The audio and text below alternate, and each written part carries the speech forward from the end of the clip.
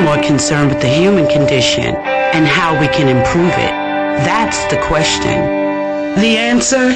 Evolve.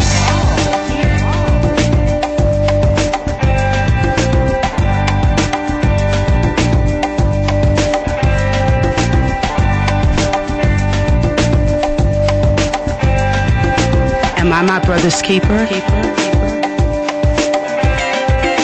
Yes.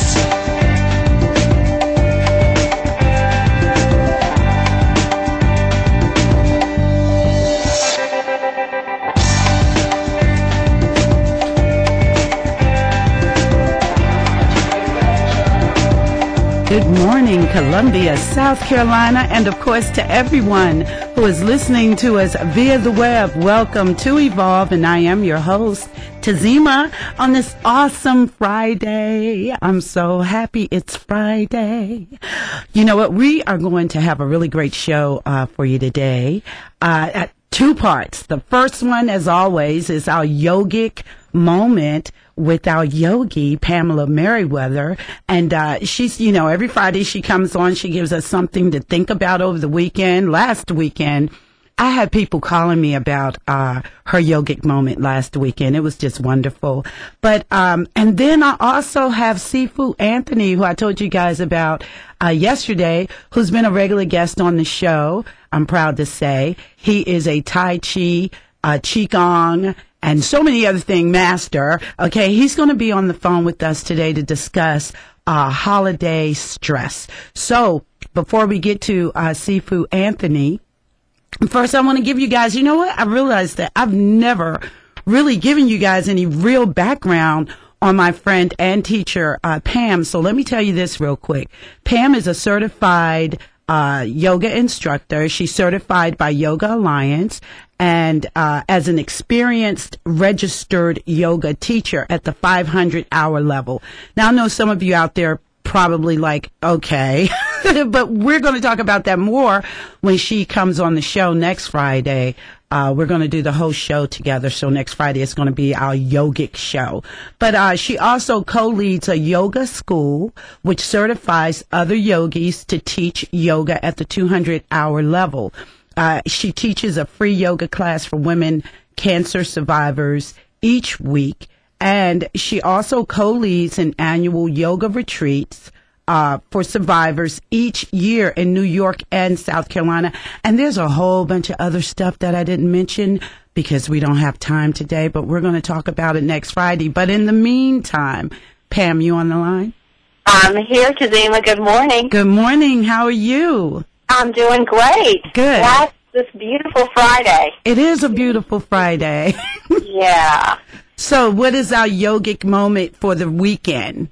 All right. Well, I wanted to start with a quote by one of my favorite scholars in terms of Eastern mysticism. His name is Joseph Campbell. Oh, yes. And he said to find a place inside where there's joy, and the joy will burn out the pain.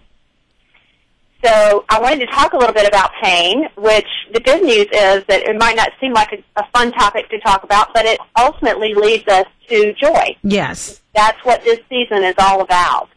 I've had a few friends lately who've been dealing with some very serious physical pain, and another friend who's been dealing with some serious emotional and spiritual pain. And I happened to read an article in the New York Times magazine a couple weeks ago about a girl who has a very rare condition where she is unable to feel or detect pain physically in her body. Wow. Yeah, which on first glance, when you first hear about that, you think, wow, how cool would that be? Both of my sons thought, oh, that would be cool. You know? Of course, boys would think that. I know. They can do all kinds of tricks and not to feel the pain. All right. But as we read on in the article and we talked about it, we realized that a life like that would be so limiting.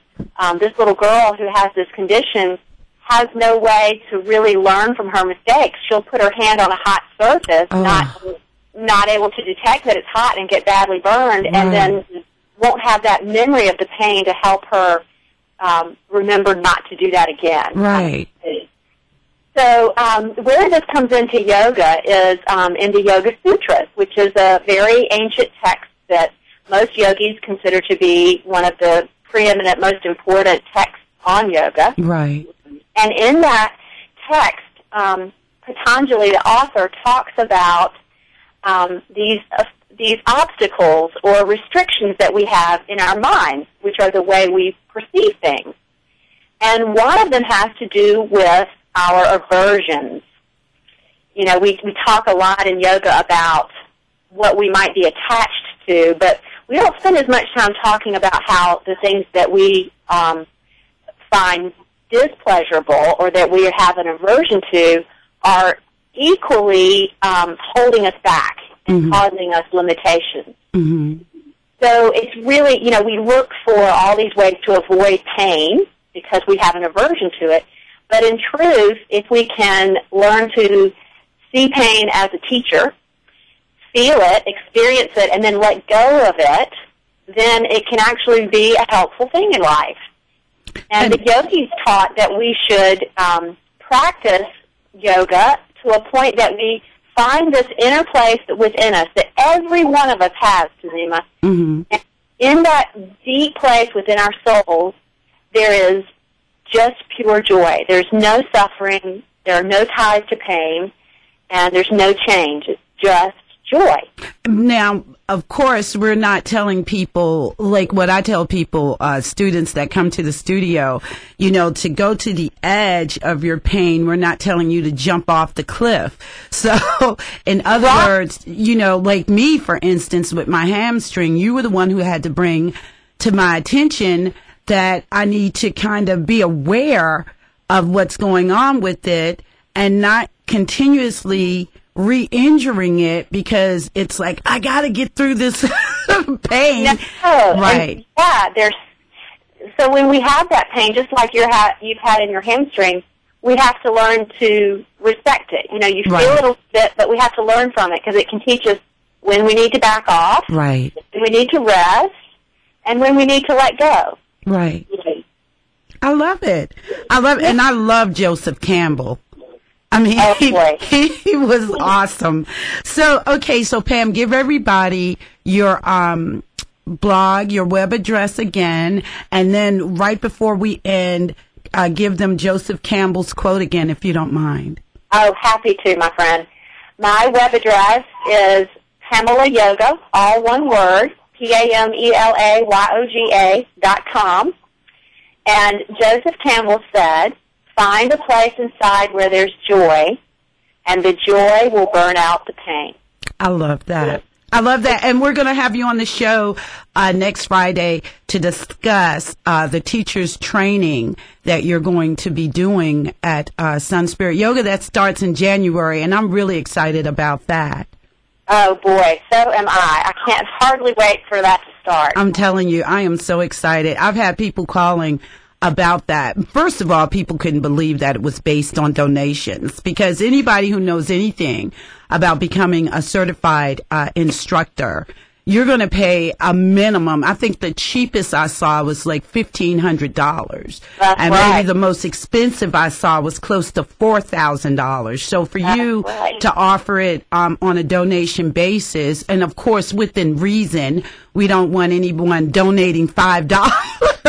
Right. But, you know, it's just beautiful. So I do want to have that discussion with you next Friday. But Pamela, thank you so much, my friend, for calling in every Friday with your yogic moment. Oh, it is my pleasure, and I hope you all have a wonderful weekend. All right, hon. So I'll talk to you later. Okay, thanks. Okay, bye-bye.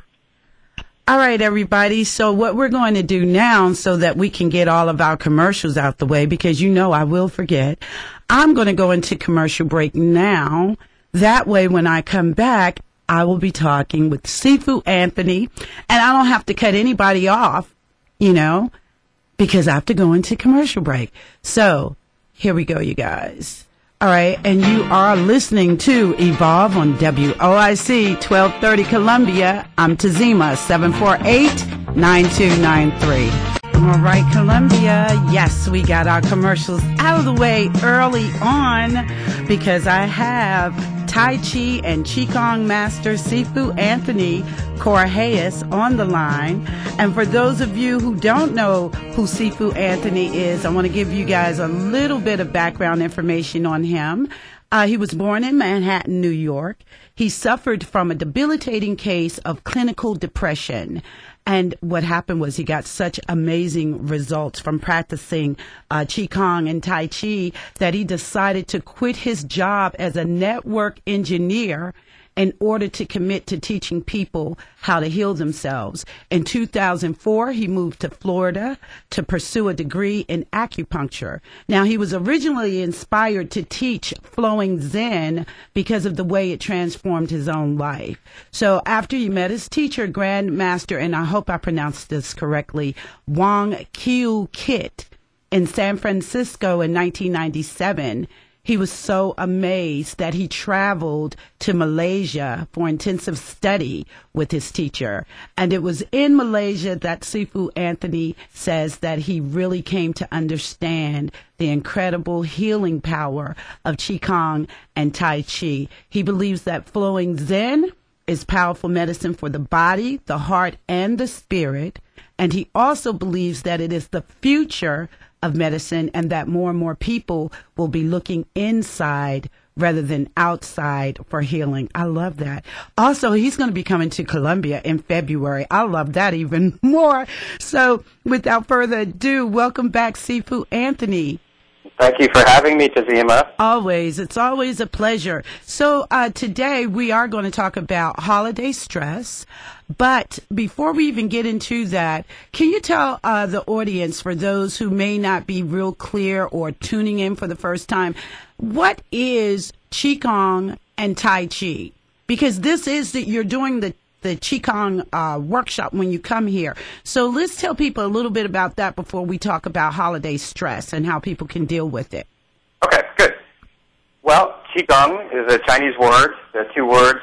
Qi means energy, Gong means cultivation. So Qigong, very simply, is the art of energy cultivation, and specifically for health, vitality, and mental clarity. Mm-hmm. So what that means to you is there are very simple exercises, very gentle movements, specific breathing, and certain types of highly specific meditation. When you do them in a certain way, well, the results speak for themselves. The results are amazing. You get amazing health benefits. You get amazing mental clarity benefits. You get a lot more energy. You sleep better. The results are really spectacular, as we've chatted about many times in the past. Yes, yes. And so the difference between Qigong and Tai Chi? Now, that's the one that confuses most people. A lot of people have heard of Tai Chi, but they haven't heard of Qigong, which is interesting. That's just a quirk of history, really. Mm-hmm. Tai Chi is actually a martial art. Many people don't know that. It happens to be a martial art that is very, very good for the health. So if you practice it, it's good for health, and that's most of what you see out there is people who are not really interested in martial arts. They're just doing Tai Chi because it's a good way to promote health. Okay. For those people, usually Qigong is a better option because it's simpler, it's more streamlined, it takes less time, it's easier to learn, and it's actually more effective for health. Okay. But then if they're interested, so I teach both. I love both. Don't get me wrong. I absolutely love Tai Chi. But for the average person looking to get some health benefits and quickly, Qigong is a better place to start. And if you start with Qigong and you want to switch to Tai Chi later, well, that's also very easy to do. Mm-hmm. So, I've noticed there is, and maybe I've noticed this because I'm paying more attention, but there does seem to be this increase of people talking about Qigong and people wanting to practice it. You see, I've seen, like I said, it could be because I'm paying attention now, a lot of articles on the health benefits of Qigong, how, it de-stresses you and you can lose weight and all these other things. So what do you attribute that to? Do you think that finally the West is waking up yeah, go on. We're waking up. I think it's obvious for sure. There's no question. There's a raise in consciousness, but there's also a raise in the amount of studies being done, people who are trying it, people who are looking at it, people who are talking at it. And when I say it, I mean not just Qigong and Tai Chi and meditation, but all sorts of other stuff, including acupuncture, yoga. Obviously, yoga's been big for a long time, but I think it's continuing. I tell you what, right here in Colombia, when I opened up the yoga studio, we had, I believe, maybe 2 or 3. For the longest time, we really had one that's very popular. The owner is a beautiful person. But now it's like everywhere you go, you see a yoga studio. And it's like, wow, what happened? So, and that's a good thing, I think.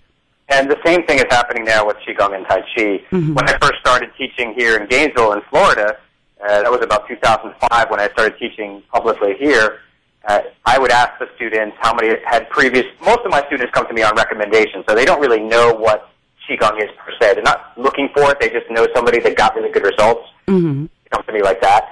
But anyway, I would poll my students in the first class and say, how many of you have heard of Qigong? And very few raised their hands. Right. And now over years, and this is not just in Gainesville because I teach all over the country, I see more and more people raising their hands. There is this consciousness of people have heard of Qigong. They've heard of it. Certainly they've heard of Tai Chi. More and more people have heard of Tai Chi as well. Right. Tai Chi is the one that's more popular, but I don't think, like you said, that most people identify Tai Chi as being a martial art. Because we're so conditioned here to think that martial arts, we equate that with Bruce Lee. Exactly. You know, so yeah. Well, those people who've done Tai Chi or seen it or have any experience with it, what they can relate to is that it's surprisingly it's stressful for a lot of people because it's a lot more complicated than they would expect. And the way that a lot of people teach Tai Chi, unfortunately, is they just jump right into the traditional forms. Mm-hmm. These traditional forms are long and they're complex and they're difficult. It's very difficult for a beginner to learn all those moves. So if you throw a beginner into that, their common experience is, which hand goes up, the left hand, what's the next move? It's stressful. Exactly, and that would turn people off, I would think. It does, unfortunately. It's a very common problem, especially in America with Tai Chi. So I solved that problem by starting every student with Qigong. All of my students start with Qigong. I don't care if you have 20 years of experience with Tai Chi, and I have a lot of students who have 20 years of experience in Tai Chi with other teachers. I still start them with Qigong. Mm-hmm. Because Qigong is simpler, it cuts to the point, it's meditative, and it gets results very quickly. I love that. And, you know, I want to talk to you about meditation because the only way that I'm able to meditate is I have to chant. And I just figure because I do have what I know to be monkey mind. My mind will run everywhere. So if I chant, I can quiet my mind, and that's only because I'm saying something. But I do know that you also teach meditation, and the first time I had you on the show, we talked a little bit about meditation, and I loved what you had to say about it because you said it's very hard. Most people don't realize how hard it is, and then they get into it, and then, you know, not being able to quiet the mind, they just get frustrated and they stop. So with the practice of Qigong, that's a form of meditation, correct? Absolutely. Okay. Yeah, absolutely. So I compare it to a lot of people. Let's say you haven't exercised for years or you haven't done very much, and then you decide, I'm going to go exercise. So the first thing you do is jump into an Ironman triathlon. It doesn't make sense. Right. It's too advanced. You're not ready for it. It's not going to be enjoyable. You're not going to get much out of it. Right. So sitting meditation is actually very advanced. It doesn't seem like it because there's not much happening, but that's the beauty of the art is it's very simple, very profound, but it's also very challenging. Mm-hmm. So beginners need something else. They can't start with a triathlon of these arts. They need to start with something simpler. Qigong provides a solution for that. The exercises, people always call me and they say, I don't know if I can do the beginner's class. My beginner's class, anybody can do it. I have people in wheelchairs. I have prime athletes. I have kids. I have people who are older. It doesn't matter who you are. The exercises can be adjusted. The exercises are just a piece of what we do. They're very easy to do. But when you have those simple exercises, it becomes what we call, it's like an anchor. In the Chinese tradition, they call it dispelling 1,000 thoughts with one thought, which is exactly what you're doing with your chanting. That's why I'm so excited that you're going to be coming here. I am so excited about this. You're going to love it. You're going to love it. I already know that. That's why I'm really excited. But let me give out the telephone number, and then let's talk about holiday stress. Okay. So for those of you who would like to call in and ask Sifu Anthony a question, feel free. The telephone number is area code 803-748 9293, 803-748-9293. So, Sifu, you wanted to talk about holiday stress. Mm-hmm. Okay. It's something on everybody's mind, I think. Yes, I'm sure. And it's interesting. I think we should start with the word stress and what does it mean? Because it does mean different things to different people and different cultures. Good point. So I'm curious, what do you think? How would you define stress? As stuff, well, I'm one of those people who I live with it. I think that I've become so accustomed to it, I don't even recognize it anymore. But I just think that stress personally is when your body and your mind is just overloaded by all those things that you feel that you have to do, need to do, or you may have no choice in the situation. So the mind either shuts down briefly, the body shuts down, and that's the result of being under too much stress. Did I get an A? Get an A. So here are some things that people would commonly, I think, associate with stress, but it will help us to get a definition. Okay. So, for example, if you eat something bad, that stresses your digestive system. We're all going to do that in a couple weeks. We're all going to eat stuff that we probably shouldn't eat. Right. And that puts a strain on our digestive system. That's a form of stress. Having a fight with your spouse, some sort of marital spat or whatever it is, right, that puts a strain on your immune system. Actually, they can measure it that your immune system drops dramatically as soon as it drops by like 50% as soon as you have a fight with your spouse. Really? Wait a minute. Yeah. So or a parent. So as soon as you have a spat, and of course we're talking about a verbal disagreement. We're not talking about people physically. No. Yeah. Just a disagreement. The way it happens to us all. Right. And you're saying your immune system drops 50%? For several hours. So if you get into a fight with your wife or your husband or also your father or your son, and then you go out and you get exposed to the normal germs that you'd normally be exposed to, you have a higher likelihood of getting sick. Oh, gosh. Okay, people, I hope y'all heard that. Because I did not know that. And it makes sense. Yep. It puts a strain, that's stress, on the system.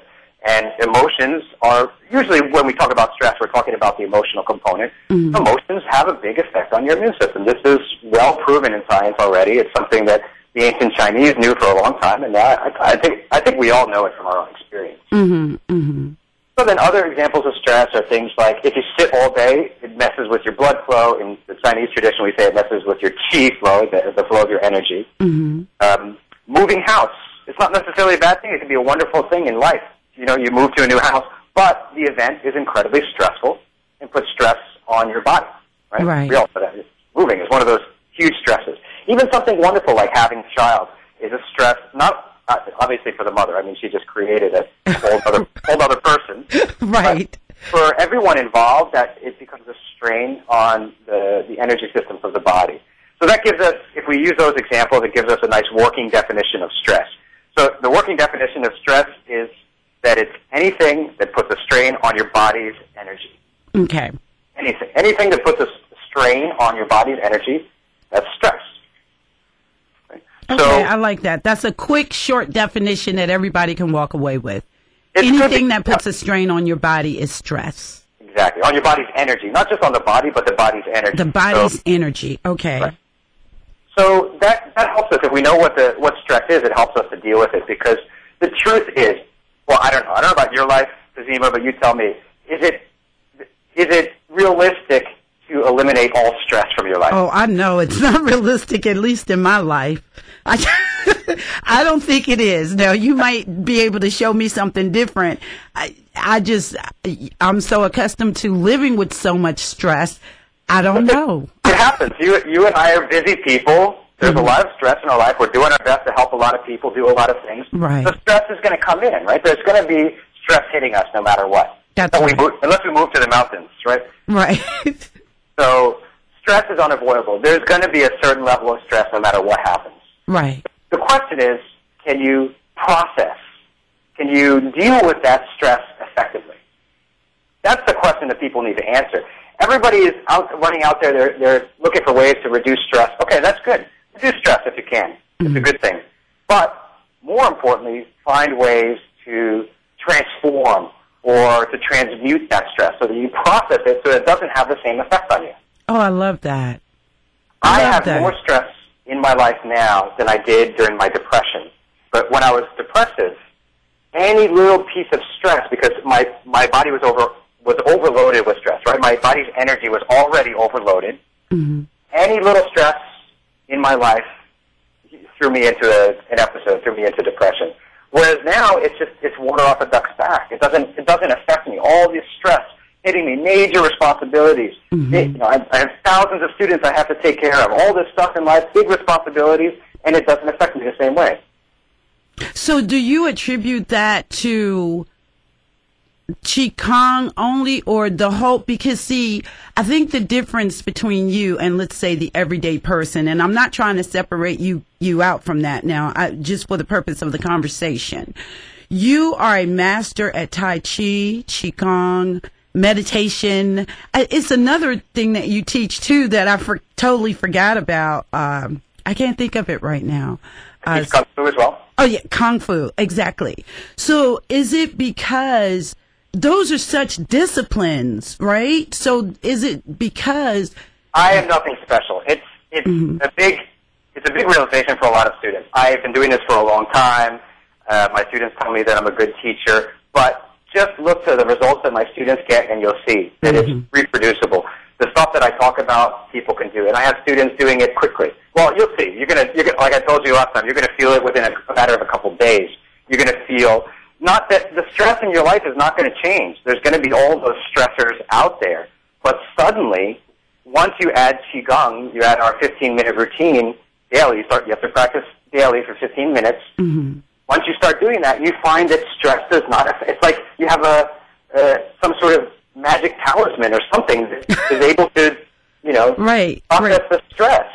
Just talking to you, and we've done this several times, I was just thinking while you were talking, wow, I wish I could have brought you to the yoga studio to just give a lecture, not even necessarily the full demonstration, but just to be able to give a lecture, because some of the stuff that you're talking about today, I think that there are so many of us that are so unaware, like what you mentioned about, getting into this disagreement, how it just drops like 50% of your immune system for like about 3 hours.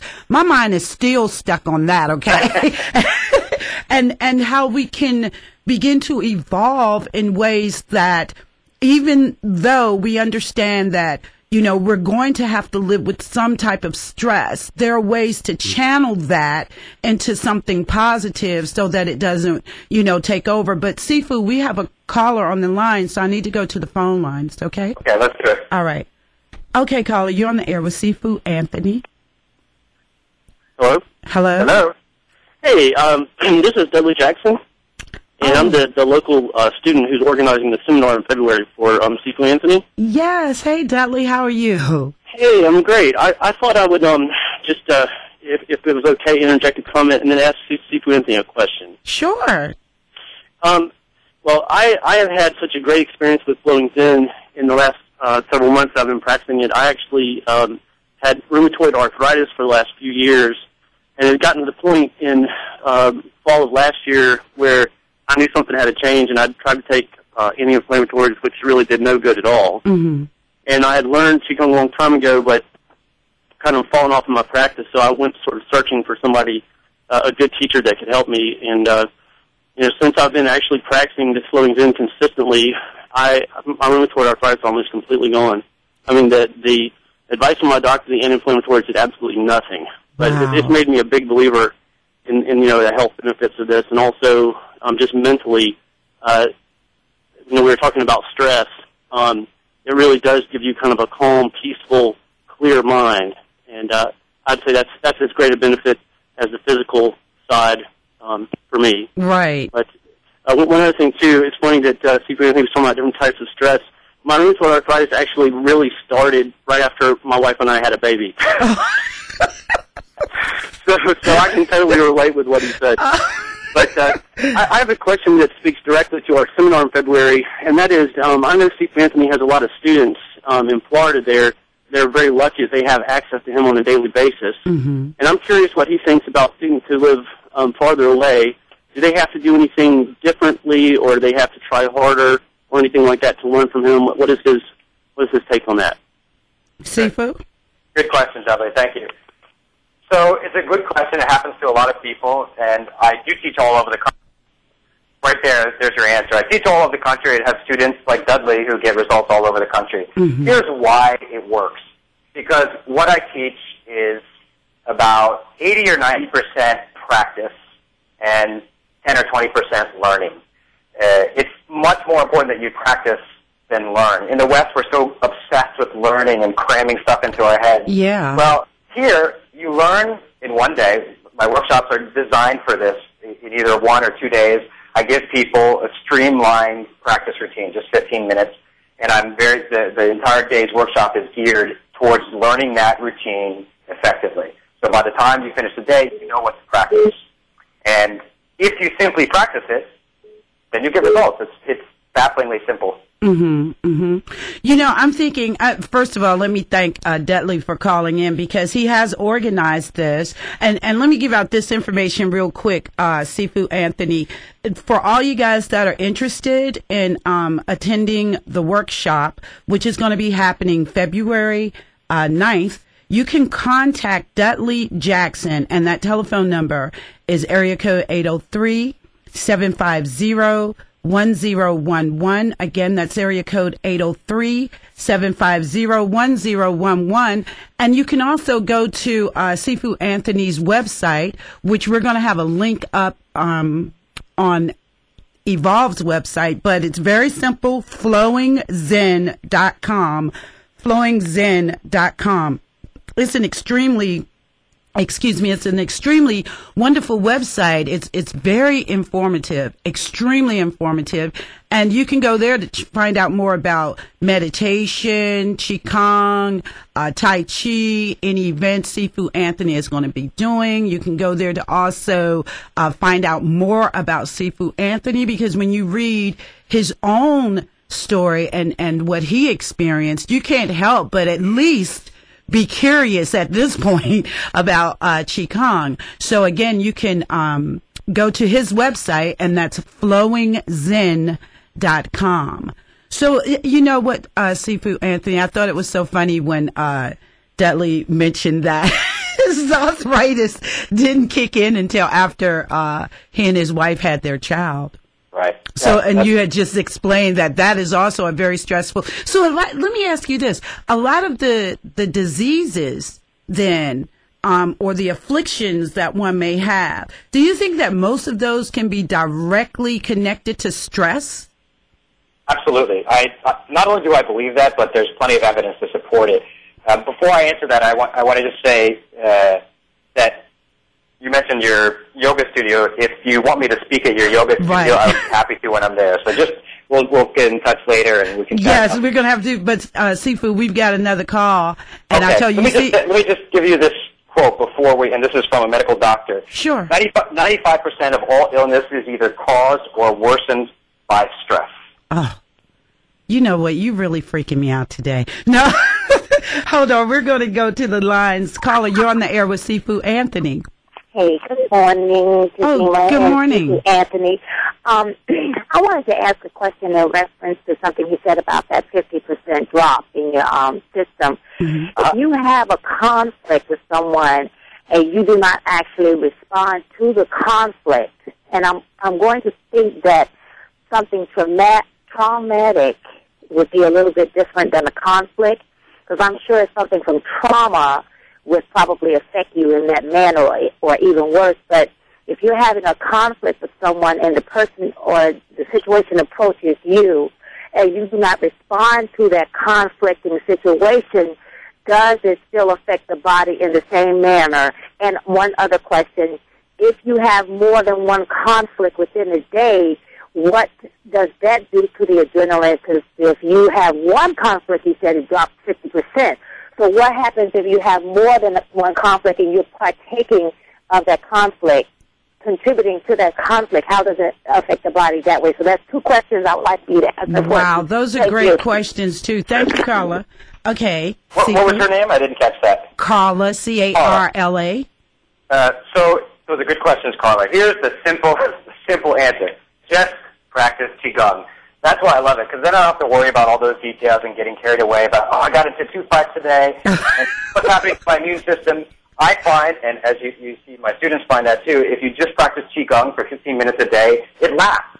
Ideally, you would practice twice a day, once in the morning and once in the evening, but even once a day is good enough, and it lasts. The effects last. You find that you actually get into less fights because something about your energy, your demeanor, your posture, something changes and you're softer, and people don't, there's less conflict in your life. I've definitely noticed that. Now, as to your question, are there ways to respond to aggression and conflict that will not affect your energy? Absolutely. So actually now we're talking about Tai Chi. That's one of the basic principles of Tai Chi as a martial art, is responding to all kinds of aggression with softness. That includes somebody trying to attack you or kill you. So even when they're trying to kill you, to attack you or to hurt you in some way physically, there are ways that you can respond with softness that are very effective. And it's actually more effective than responding in kind, than responding with the same kind of aggression. It doesn't mean you won't hit the person. That's a common mistake. Of course, yeah, if somebody attacks you, you may need to deflect, but you deflect softly. You respond soft. You stay soft throughout it. Now, those same principles can apply to daily life. Your boss yells at you. You didn't deserve it. He yells at you. It's not fair. How do you respond to that? There are different ways to respond. You can respond with softness. You can freak out. You can yell at him. It's not a good idea to yell at your boss. But there are different ways to respond that not only will get a better outcome in terms of the situation, but will have a better effect on your energy and your immune system because you react softly. You don't freak out. The body changes. The body chemistry changes as a result.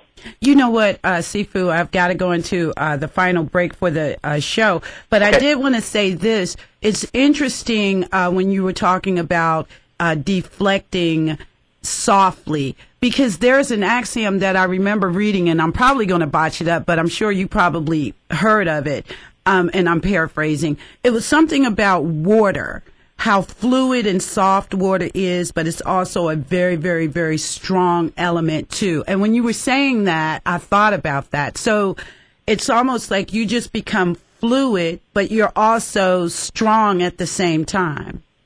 Yeah, does that make sense? Yes, exactly. That's the basic principle of Tai Chi, and it also applies with Qigong. Just by learning to be soft, by getting your energy softer, yeah, you flow through life more like water. And water, though soft, is incredibly hard, right? It carves mountains. Right, exactly. Exactly.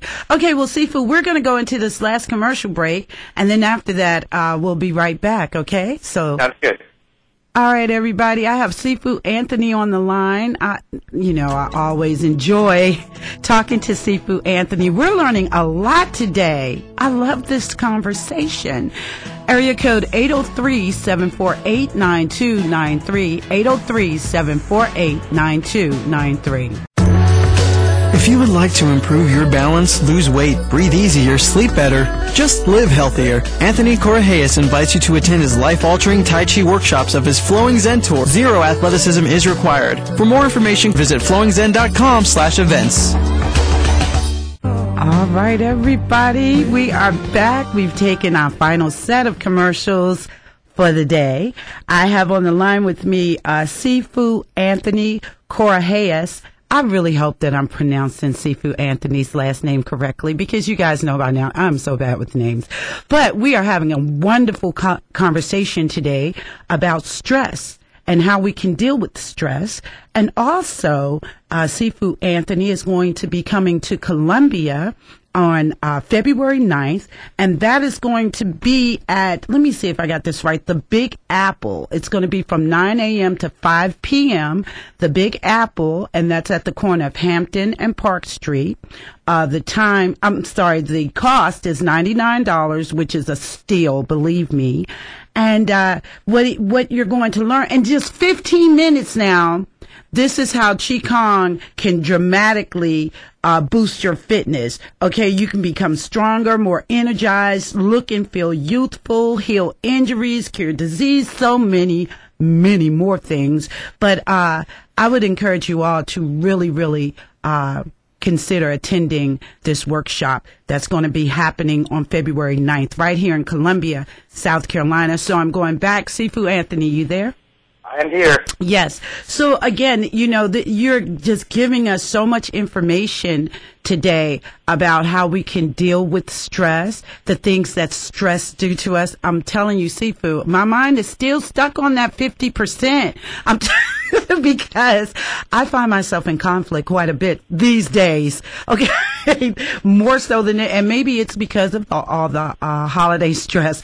But now I'm going to be looking at that totally different.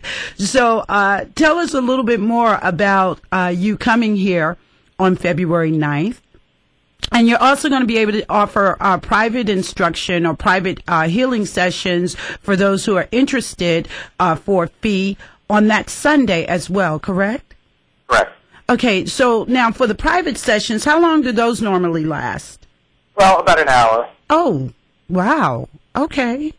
And the idea is that you would take the workshop on Saturday first. Mm-hmm. It sets up the foundation of your practice.